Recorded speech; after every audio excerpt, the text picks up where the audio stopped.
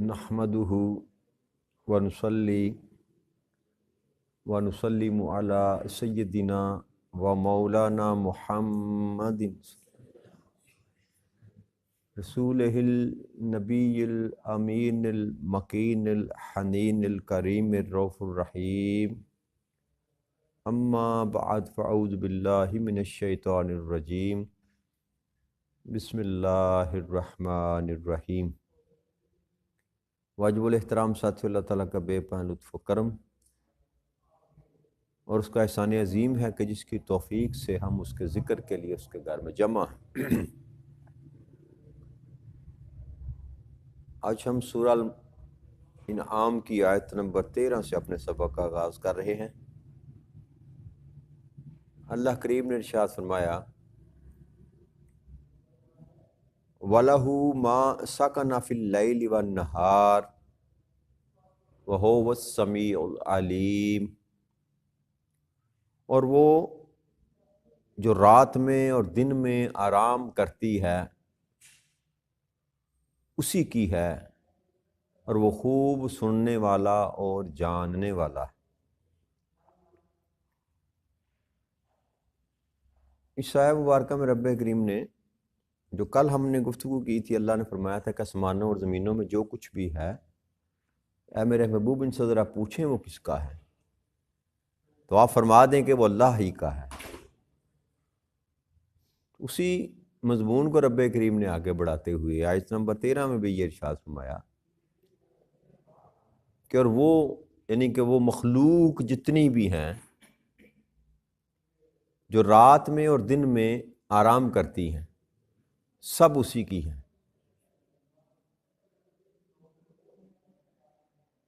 اور وہ خوب سننے والا اور خوب جاننے والا۔ اسی مضمون کو یہ 2-3 آیات کریمہ ہے، اس کی تلاوت کر لیتے ہیں، پھر اس پر گفتگو کرتے ہیں۔ ذرا ایک ہی مضمون اللہ کریم نے اس میں بیان فرمایا، اور اسی آگے آیت نمبر 14، 15 اور 16 اللہ کریم نے ارشاد فرمایا قل اغیر اللہ اتخذ ولیا فاطر السماوات والارض وهو یطعم ولا یطعم قل انی امرت ان اکون اول من اسلم ولا تکونن من المشرکین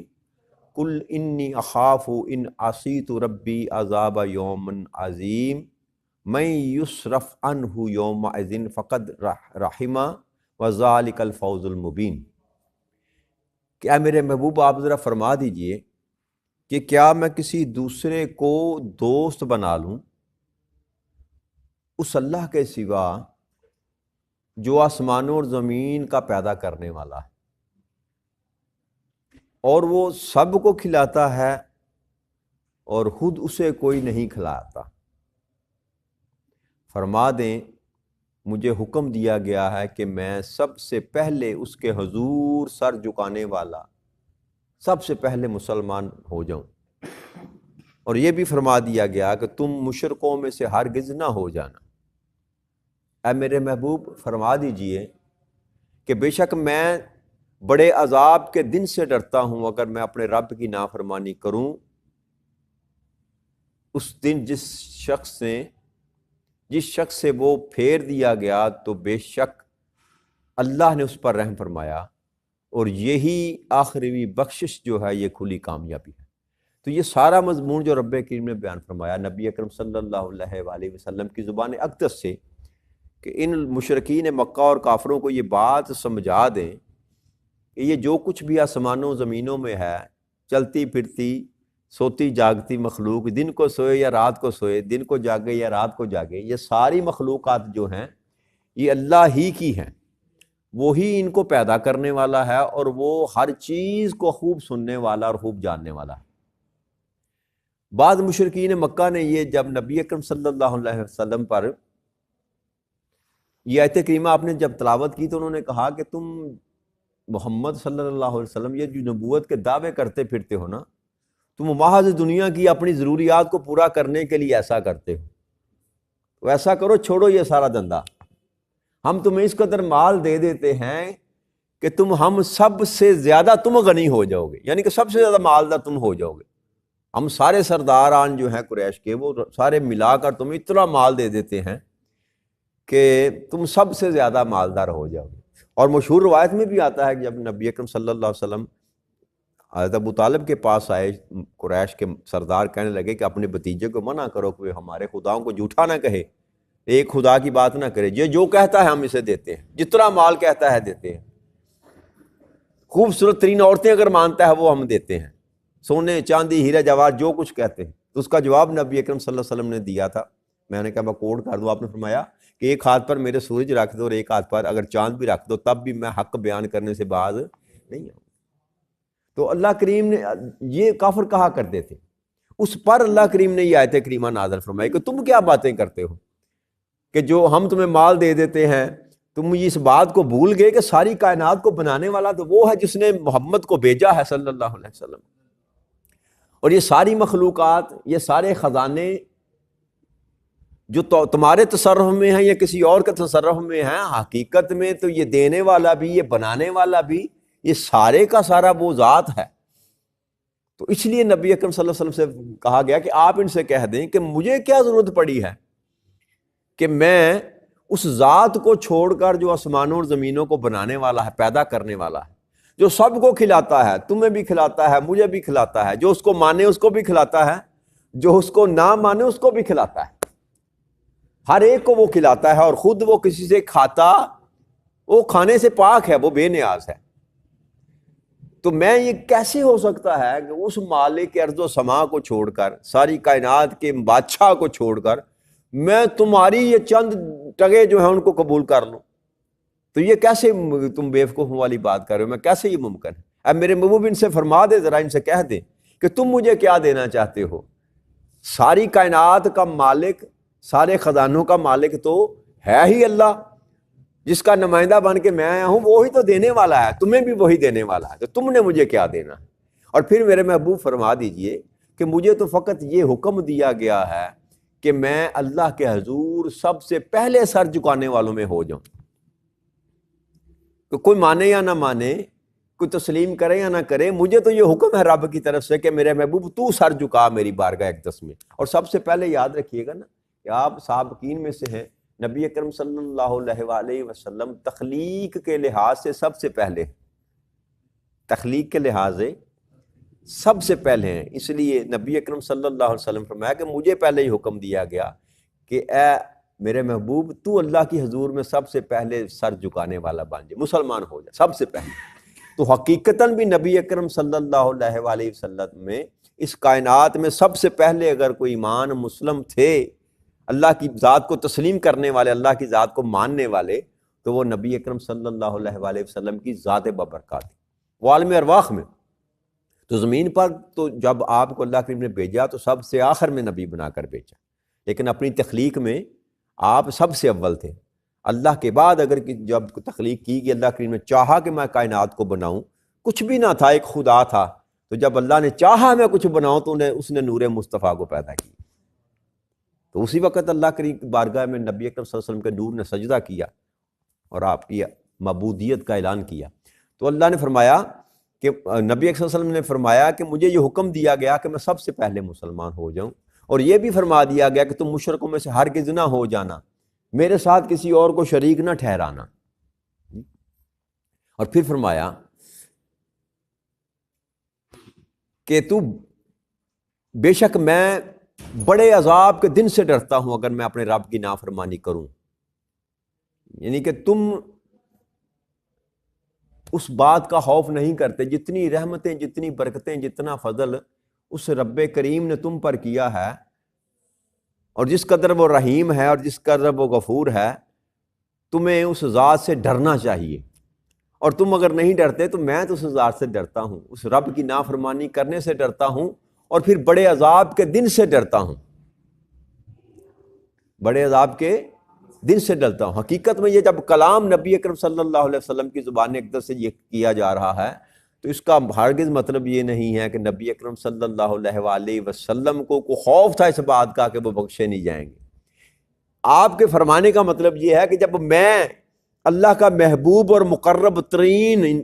بندہ ہونے کے باوجود اللہ کے بڑے عذاب کے دن سے ڈرتا ہوں، سو تمہیں بھی ڈرنا چاہیے، تمہیں بھی ڈر۔ اس میں پیغام یہ ہے کہ اللہ کے اس دن کے عذاب سے جس دن رب کریم نے سب کا مواخذہ کرنا ہے اور سب سے پوچھا جائے گا اس کی نافرمانی اور فرما برداری کے متعلق، اس دن سے ڈرنا چاہیے۔ تو پیغام یہ ہے کہ اگر میں محمد صلی اللہ علیہ وآلہ وسلم ساری کائنات کے رب کے محبوب ہونے کے باوجود اس سے ڈرتا ہوں اور اس دن کا خوف رکھتا ہوں جس دن حساب و کتاب کیا جائے گا، تو تمہیں بھی اس کا خوف رکھنا چاہیے۔ اور میں اپنے رب کی نافرمانی کیسے کر سکتا ہوں؟ پھر آپ نے فرمایا کہ جس شخص سے وہ عذاب پھیر دیا گیا تو بے شک اللہ نے اس پر رحم فرمایا، اور یہی کھلی کامیابی ہے۔ کہ کل جو ہم نے بات کی تھی کہ اللہ بندے کا بخشا جانا اور بندے کو معاف کر دیا جانا یہ فقط اللہ کی رحمت کے سبب سے ہے، رحمت کے سبب سے ہے۔ اور ہمارا تو یہ ایمان ہے کہ رب کریم جب اگر کسی کو معاف کرتا ہے تو اس کی رحمت کا معاملہ ہے، اور اگر کسی کی گرفت کرتا ہے تو وہ اس کے عدل کا معاملہ ہے۔ بے جا وہ کسی پر ظلم نہیں کرتا، دنیا میں ہو یا آخرت میں ہو۔ جس کو سزا ملے گی وہ اس کے اپنے کیے ہوئے کرموں کا بدلہ ہوگی، اس کے کیے ہوئے اعمال کا بدلہ ہوگی، اور وہ عدل ہوگا رب کریم کا۔ اور اگر سارے گناہ کرنے کے باوجود اللہ کریم کسی کو بخش دے گا، کسی پر سے عذاب کو مؤخر کر دے گا یا ٹال دے گا، تو یہ اس کی رحمت کے سبب سے ہوگا۔ تو آپ نے فرمایا کہ اگر میں اپنے رب کی نافرمانی اللہ نے اگر کسی پر عذاب کو پھیر دیا تو یاد رکھنا بے شک یہ اللہ کا رحم ہوگا، یہ اس کے رحم کے سبب سے ہوگا، اور یہی کامیابی ہے۔ یعنی کہ حقیقت میں اگر دنیا کا چند مال ٹکے بندہ کما بھی لے تو اللہ کے ہاں یہ حقیقی کامیابی نہیں ہے۔ حقیقی دنیا کے معاملات میں، دنیا کے امتحانوں میں، دنیا کی مشکلات میں بندہ گزرتا چلا جائے اور کامیابی بھی حاصل کر لے، اس پر گرفت بھی اپنی مضبوط کر لے، دنیا کے مشکلات میں سے نکل بھی جائے، تو حقیقت میں یہ حقیقی کامیابی نہیں ہے۔ حقیقی کامیابی یہ ہے کہ جب اللہ کی بارگاہ اقدس میں حاضر ہو بندہ اور وہاں پر جا کر بندہ مشکلات میں نہ آئے، تو حقیقی کامیابی ہے۔ وہاں اس کا معاملہ آسان ہو جائے، وہاں اس کے ساتھ ایسا معاملہ ہو جائے کہ رب کریم اس کو اپنے رحم سے، اپنے فضل سے بخش دے۔ تو جو اللہ کے ہاں قیامت کے دن کامیاب ٹھہرا، حقیقت میں وہ کامیاب ہے۔ ذالک الفوز المبین، کھلی نشانی جو ہے نا کسی کے کامیابی ہونے کی، وہ یہ ہے کہ قیامت کے دن رب کریم اس کو پکڑ کر جہنم میں نکال کر جنت میں داخل کر دے۔ کہ انسان، نبی اکرم صلی اللہ علیہ وسلم کی حدیث مبارک ہے، آپ نے فرمایا، حضرت انس رضی اللہ عنہ بیان کرتے ہیں کہ اللہ کریم نے کچھ لوگوں کو ان کے گناہوں کی سزا دینے کے لیے جہنم میں ڈال دیا، اور پھر ان کے جسموں پر آگ کے نشان ہوں گے، پر اللہ اپنے فضل و رحمت سے ان کو جنت میں داخل کر دے گا، جنت میں داخل کر دے گا۔ تو یہ اللہ کی رحمت ہے نا، یاد رکھیے گا، یہی سبب بنے گی انسان کی بخشش کا۔ چاہے تو وہ جہنم میں پھینکنے سے پہلے ہی تم پر کرم کر دے، فضل کر دے، رحم کر دے، اور چاہے تمہارے گناہ اگر حد سے زیادہ بڑے ہوں، تم نے اپنی جانوں پر ظلم زیادہ کر لیا ہو، تو تمہیں جہنم میں پھینک بھی دیا جائے اللہ کے عدل کے سبب، تو پھر بھی اللہ کریم رحم فرمائے گا ایمان والوں پر، نبی اکرم صلی اللہ علیہ وسلم کی امت پر اور تمام نبیوں کی امتوں پر۔ جس نے بھی اللہ اور اللہ کے رسول کی پیروی کی مگر زندگی میں گناہ کرتا رہا، بڑے گناہ کیے، کبیرہ ظلم کیا، تو اس کے سبب سے جہنم میں پھینکا گیا۔ تو آقا نے فرمایا کہ وہ لوگ جو ہوں گے ان کو بھی اللہ اپنی رحمت کے سبب سے نکال لے گا بالآخر جہنم سے، اور یہ جہنم سے نکالا جانا یہ بھی اللہ کی رحمت ہے، یہ بھی اللہ کی رحمت ہے۔ اسی طرح حضرت عبداللہ فرماتے ہیں، عبداللہ بن مسعود، کہ رسول اکرم صلی اللہ علیہ وسلم نے فرمایا کہ اللہ تعالیٰ سے جب بھی سوال کرو اس کے فضل کا سوال کیا کرو، اس کے، کیونکہ اللہ کو یہ پسند ہے کہ اس سے مانگا جائے، اس سے سوال کیا جائے۔ رب کریم کو سب سے زیادہ جو امر پسند ہے کہ اس کی بارگاہ اقدس سے مانگا، وہ بادشاہ ہے، وہ کہتا ہے میرا در ہے، دینے والا میں ہوں، خزانوں سے بھرے ہوئے ہیں میرے سارے، تو تم اے انسان تم مانگتا کیوں نہیں؟ ایک حدیث مبارک میں آتا ہے کہ نبی اکرم صلی اللہ علیہ وسلم نے فرمایا کہ آسمان پر رب کریم رات کے پچھلے پہر اپنی شان کے لائق آسمان دنیا پر اتر آتا ہے اور کہتا ہے کوئی مجھ سے مانگنے والا میں اس کو عطا کروں، لمبی حدیث مبارک۔ تو رب کریم تو اپنی رحمت کے دروازے کھولے بیٹھا ہوا ہے اور صدائیں دے رہا ہے کہ ہے کوئی مجھ سے مانگنے والا ہے میں اس کو عطا کر دوں۔ کمی اور کوتاہی جو ہے جو غفلت ہے وہ ہماری طرف سے ہے۔ اللہ کی رحمت تو بے کران ہے، وہ تو ہر ایک کو نوازنا چاہتی ہے، ہر ایک کو عطا کرنا چاہتی ہے، مگر اگر بندہ مانگے ہی نہ، اس کی در کی طرف رجوع ہی نہ کرے، اس کو اپنا رب ہی تسلیم نہ کرے، اس کو اپنا بادشاہ ہی نہ مانے، اس کو دینے والا ہی تسلیم نہ کرے، تو پھر ہمارے اینڈ سے یہ خرابی ہے، اس کا دروازہ تو کبھی رحمت کا بند ہوتا ہی نہیں ہے۔ تو یہ اللہ نے فرمایا کہ رحم ہی ہے جس کے سبب سے یہ سارا معاملہ تمہارے ساتھ کیے جائیں گے۔ اور پھر ایک اور حدیث مبارک میں آتا ہے کہ حضرت ابو اسید بیان کرتے ہیں کہ رسول اکرم صلی اللہ علیہ وسلم یہ بھی تلقین کیا کرتے تھے کہ جب تم مسجد میں داخل ہو تو یہ دعا کیا کرو، اے اللہ میرے لیے اپنی رحمت کے دروازے کھول، جو ہم پڑھتے ہیں نا اللہم افتح لی ابوابا، اے اللہ میرے لیے اپنی رحمت کے دروازے کھول دے۔ اور جب مسجد سے دوبارہ واپس نکلے تو کیا سوال کرے، اللہم انی اسألک من فضلک، اے مولا میں تجھ سے تیرے فضل کا سوال کرتا ہوں۔ تو یہ رب سے جو مانگتے رہنا ہے نا، مانگتے رہنا ہے، یہ تلقین نبی اکرم صلی اللہ علیہ وآلہ وسلم اپنے صحابہ کو کیا کرتے تھے کہ اللہ سے مانگتے رہا کرو، کیونکہ اللہ کو مانگنا پسند ہے۔ جو اس کی بارگاہ میں عرض کرتا ہے، پھر اللہ کہتا ہے کہ میں کبھی کسی کے دامن کو خالی نہیں لٹاتا، کسی کے بھی دامن کو اللہ نبی اکرم صلی اللہ علیہ وسلم فرمایا کہ اللہ جو ہے وہ حیا کرتا ہے، اللہ حیا دار ہے، اور اس کی حیا یہ گوارا نہیں کرتی کہ کوئی دامن پھیلا کر اس کی بارگاہ اقدس میں آئے اور اس کو خالی لٹا دے۔ اللہ خالی نہیں لٹاتا، لیکن باقی اس کی حکمت ہے کہ وہ کب دیتا ہے، کتنا دیتا ہے یا نہیں دیتا۔ اور ایک حدیث مبارک میں یہ بھی آتا ہے جس کا مفہوم کچھ اس طرح ہے کہ جس کو عطا نہیں کیا جاتا نا، رب کریم اس کی دعا کو مؤخر کر لیتا، چاہے تو دنیا میں اس کو کسی ٹائم پر اس کو عطا کر دے، چاہے تو اس کو آخرت کے دن تک مؤخر کر دے، کہ جب بندہ دنیا میں انسان جب کوئی بھی دعا، یاد رکھیے گا یہ اپنے پلے اس بات کو باندھ لے، دعا آپ نے کوئی بھی کی نا، آپ کی دعا رد رب کریم نہیں رد کرتا، یہ اس کی شان کے لائق ہی نہیں ہے کہ بندہ مانگے اور رب عطا نہ کرے۔ فقط صرف مسئلہ اتنا ہے کہ رب چونکہ میرے معاملے میں مجھ سے زیادہ مجھ کو جانتا ہے اور وہ میری خیر چاہتا ہے، اس لیے بعض اوقات ایسا ہوتا ہے کہ میں مانگتا ہوں لیکن مجھے فوری طور پر عطا نہیں کیا جاتا، اس میں خیر ہوتا ہے، رب کریم اس کو مؤخر کر دیتے ہیں، کچھ وقت کے بعد مجھ کو عطا کر دیا جاتا ہے۔ اور اگر زندگی میں عطا نہ بھی کیا جائے تو یاد رکھے یہ جو آپ اور میں دعائیں کرتے ہیں، اس کا اجر جو ہے نا، اس کا بدل جو ہم نے مانگا، اس کا بدل رب کریم جب آخرت میں اللہ کے پاس جائیں گے تو وہ ہم کو لٹا دے گا۔ لہٰذا دعا مانگا کرے رب کریم سے، جب بھی بیٹھیں، جب بھی فرصت ملے رب کریم سے دعا مانگا کرے، ہر وقت اللہ سے دعا مانگ، کچھ نہ کچھ مانگتے رہا کرے، کیونکہ اللہ کریم کو یہ آداب پسند ہے کہ اس سے مانگا جائے اور اس سے مانگتے رہا کرے۔ نبی اکرم صلی اللہ علیہ وسلم کے پاس حضرت قبیصہ بن محارق ایک صحابی تھے، وہ تشریف لائے، وہ بیان کرتے ہیں کہ میں نے نبی اکرم صلی اللہ علیہ وسلم کی بارگاہ اقدس میں حاضری ہو کر ایک عرض کی کہ اللہ کے حبیب میں بوڑھا ہو گیا ہوں، میں کمزور ہو گیا ہوں، تو میری یہ ہڈیاں کمزور ہو گئی ہیں، میں آپ کے پاس اس لیے آیا ہوں کہ مجھے ایسے عمل کی تعلیم دیں جس سے اللہ عز و جل مجھ کو نفع دے دے،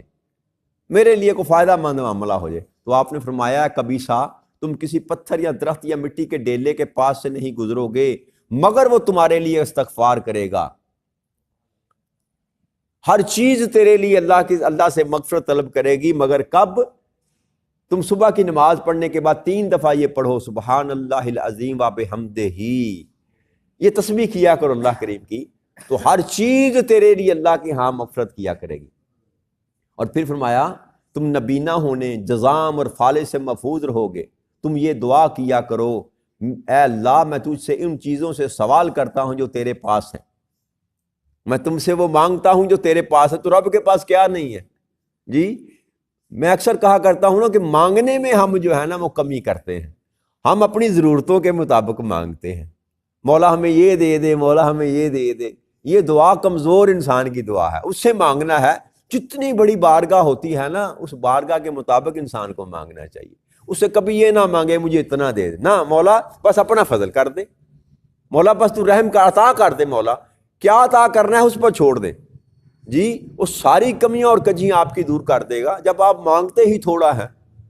تو پھر کثر آپ کو لگ جاتی ہے۔ لہذا اللہ سے جب بھی مانگے نا بے تحاشا مانگے اور بے دھڑک ہو کر مانگے، اس کے سوا کائنات میں کوئی اور دینے والا نہیں ہے۔ تو آپ نے فرمایا کہ تو جزا اور فالے سے محفوظ رہے گا۔ اللہ سے یوں کا قہر کہ میں تجھ سے ان چیزوں کا سوال کرتا ہوں جو تیرے پاس ہیں، تو مجھ پر اپنے فضل سے فیضان فرما، مجھ پہ اپنی رحمت بکھیر دے اور مجھ پر اپنی برکتیں نازل فرما۔ یہ دعا نبی اکرم صلی اللہ علیہ وسلم نے اپنے صحابی کو سکھلائی۔ تو اس لیے نبی اکرم صلی اللہ علیہ وسلم اپنے صحابہ کو یہ تلقین کی عادت، ابو ہریرہ رضی اللہ عنہ بیان کرتے ہیں کہ رسول اکرم صلی اللہ علیہ وآلہ وسلم نماز میں قرأت سے پہلے جب سکوت کرتے تو اللہ سے اس کے فضل کا سوال کیا کرتے تھے۔ یعنی کہ اتنی بڑی بارگاہ ہے وہ کہ جو نبیوں کا مانگنا ہوتا ہے نا، یاد رکھیے گا، نبیوں کا مانگنا وہ امت کی تلقین کے لیے ہوتا ہے، امتیوں کو تربیت کرنے کے لیے، ورنہ نبیوں کو تو اللہ بن مانگے عطا کرتا ہے، نبیوں کو تو اللہ بن مانگے عطا کرتا ہے۔ وہ جو نبی مانگتے ہیں اور نبی مانگنے کا طریقہ سکھلاتے ہیں، وہ اپنی امت کی تربیت کے لیے ہوتا ہے کہ ایسے کیا کرو، یہ ایسے کرتے تھے۔ نبی اکرم صلی اللہ علیہ وسلم کی جتنے سنتیں مبارکہ ہیں وہ اسی لیے ہیں کہ امت جو ہے اس سنت پر عمل کرتے ہوئے رب کے ساتھ جڑ جائے، رب سے مانگنے کا طریقہ، دعا کیسے کرنی ہے، کون سی دعا کرنی ہے۔ اور نبی اکرم صلی اللہ علیہ وآلہ وسلم اپنے صحابہ کو مختلف دعائیں سکھلایا کرتے تھے، یہ دعا مانگا کرو، یہ دعا مانگا کرو۔ اور آپ کی ڈھیروں دعائیں ہیں آپ کی حدیث کی کتب میں جو آپ کو مل جائیں گی، جو نبی اکرم صلی اللہ علیہ وسلم تلقین کیا کرتے تھے کہ اللہ کے ہاں دعا جو ہے نا وہ کرتے رہا کرو، کیونکہ دعائیں جو ہوتی ہیں وہ بلاؤں کو بھی ٹالتی، دعائیں بلاؤں کو بھی ٹالتی ہیں۔ اور اسی لیے جو دعا آپ کرتے ہیں اللہ کریم اس کے سبب سے آپ کو جو اجر بھی عطا کرتا ہے، آپ کو اجر بھی عطا کرتا ہے، نیکی کی تلقین توفیق بھی عطا کرتا ہے۔ تو دعا کرتے رہنا چاہیے، دعا سے ہی انسان کے معاملات جو ہیں وہ سیدھے ہو جاتے ہیں۔ جب آپ مانگنا سیکھ جائیں گے تو وہ دینے والا وہی ہے۔ نبی اکرم صلی اللہ علیہ وسلم نے فرمایا کہ کائنات ارض و سما میں کوئی ایسی طاقت نہیں ہے کہ اللہ اگر تمہیں دینا چاہے تو وہ اس کو روک سکے، اور کوئی ایسی ہستی ہے ہی نہیں کہ جو چیز رب کریم تم کو نہ دینا چاہے تو وہ تم کو عطا کر دے۔ دینے والا بھی وہی ہے اور نہ دینے والا بھی، لینے والا بھی وہی ہے۔ لہٰذا ہمیں اس ذات کی طرف جو ہے اپنی توجہ کرنی چاہیے، اور جو ہمارے رسول اکرم صلی اللہ علیہ وسلم ہم کو تلقین کر گئے، ہماری تربیت کر گئے، اس ذات سے مانگا کرو جو ساری کائنات کو دینے والی ہے، اس ذات سے مانگا کرو جو ساری کائنات کو پالنے والی ہے، اس ذات سے مانگا کرو جو ساری کائنات کو چلانے والی ہے، تو پھر تمہیں کسی چیز کی کمی باقی نہیں رہے گی۔ اللہ کریم سے اس دعا کے ساتھ کہ رب کریم ہمیں ہدایت نصیب فرما دے۔ وما علینا الا البلاغ المبین۔ السلام علیکم ورحمۃ اللہ وبرکاتہ۔